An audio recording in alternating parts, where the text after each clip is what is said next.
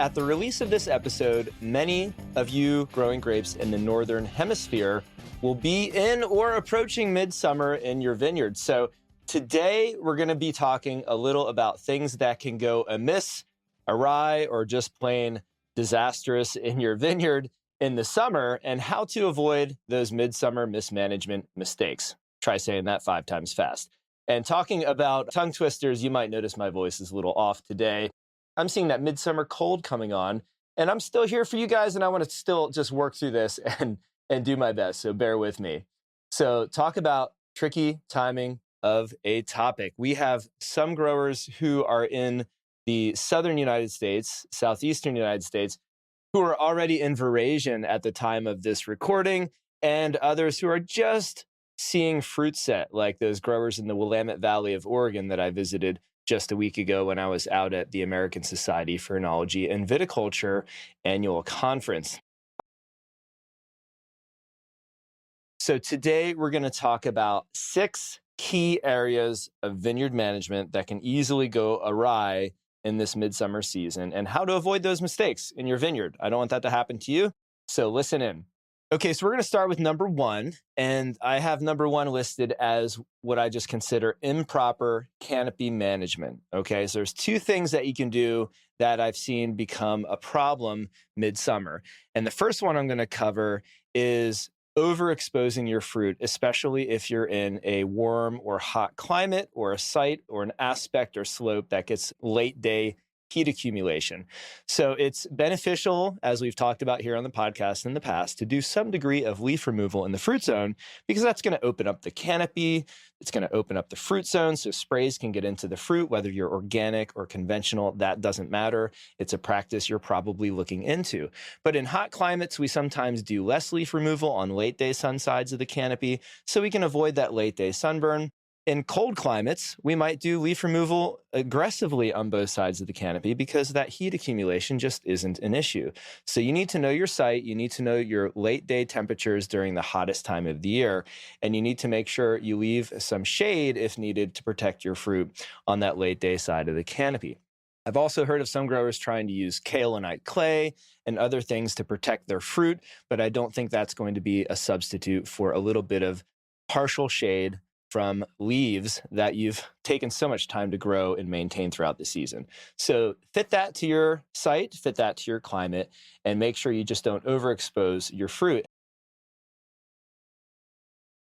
Now, there is the other extreme, and that's when growers don't do any management to their canopy, and those tops really grow out of control and start rolling over. And I've jokingly termed this the taco canopy, and I think it's taken off a little bit. Maybe you can help me be the judge of that. But you know, when that canopy gets up to about 2 to 3 feet above the top set of catch wires in your VSP, and then all of a sudden it's so heavy it just folds down, and then you've got this upside down taco, right? So inside of that taco, inside of that canopy, you've now effectively started to shade the lower portion of your canopy.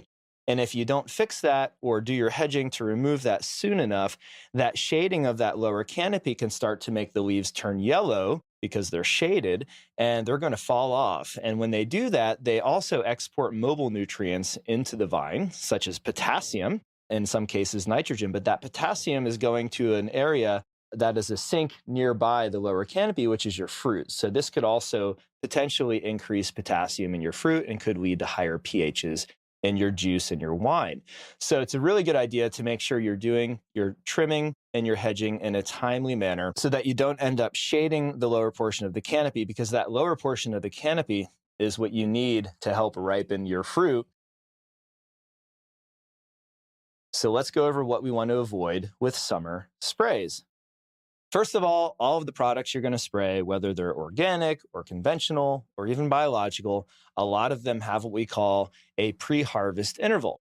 And that means you're not supposed to apply, and legally you cannot apply by federal law that product within a certain number of days of harvesting your crop. And in the midsummer, we're already starting to get into that, 30 to 45 days before harvest, depending on early or late ripening varieties. So at this point in the season, you shouldn't be spraying with anything that has more than maybe a 14 to maybe 30-day PHI, or pre-harvest interval at the most. So look at your historical records, look at the key phenological dates that you've hit in the past. So look at bloom dates, look at berry touch dates, look at your veraison dates. And if you're ahead of your normal, that could mean that harvest could potentially be earlier. So you really want to take that into consideration with all of your pre-harvest intervals. And if you track growing degree days to track when you think you're going to be harvesting, good for you. That's another extra credit point you get for doing the extra data collection. So look at pre-harvest intervals. And I want to throw out there too that the herbicides that you're applying in your vineyard, if you are using herbicides, they also have pre-harvest intervals as well.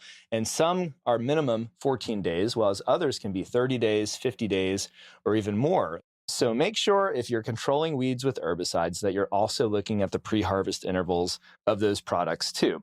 Okay, so what happens in the summer? It gets hot in the summer. And with those hot temperatures, we can be at risk for certain spray products to cause burn or other issues on our fruit or on our canopy. I think one of the most common examples we hear about and have heard bad stories about is the use of sulfur, a micronized sulfur or otherwise, if sprayed at high temperatures, and usually those temperatures are above 85 degrees Fahrenheit. However, usually you need to be above usually 90 degrees Fahrenheit before you really start to see any severe burn.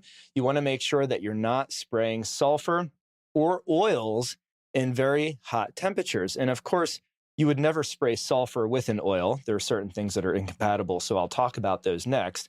But there are some products like sulfur or things like JMS stylet oil that you do have to be careful about applying above 90 degrees Fahrenheit in the heat. Now, you could go ahead and spray later in the evening before dark. And if it's not too windy and it's a good time for you to spray, that's a cooler time of the day. And that's going to help in general with most of your spray products for avoiding heat and any issues that come about from spraying in the heat. You could also spray very early in the morning. But remember, if you have residue of something like sulfur on your shoots or on your leaf tissues, as the temperatures get hotter during the day, you can still experience some burn. So consider swapping out sulfurs or oils for other types of powdery mildew products that are not as sensitive to heat when we get into those hot summer months.